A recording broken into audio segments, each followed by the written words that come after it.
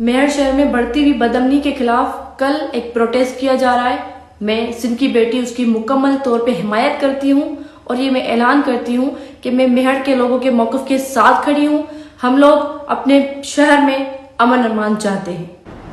सब भूल गए हैं हरफे सदाकत लिखना, रह गया काम हमारा ही बगावत लिखना।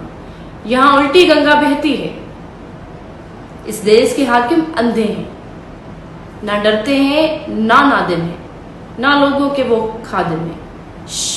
वो हाकिम हैं, बस हाकिम हैं।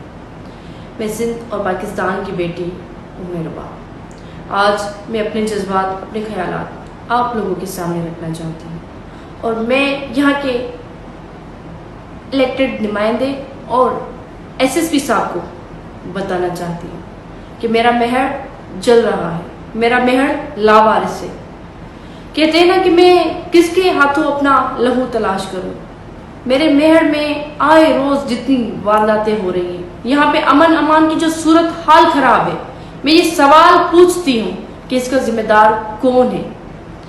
आज आप देखें कि मेरे मेहर में दिन दहाड़े 7 हथियारबंद आते हैं और बीच शहर में खड़े होकर फायरिंग करते हैं, लूट मार करके, डकैती करके चले जाते हैं और यहाँ की पुलिस सोती रह गई।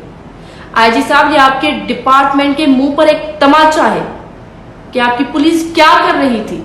सब्सक्राइब कयो अवामी न्यूज़ HD खे ऐं ताज़ा तरीन ख़बरुनि लाइ ॾिसंदा रहो अवामी न्यूज़ HD।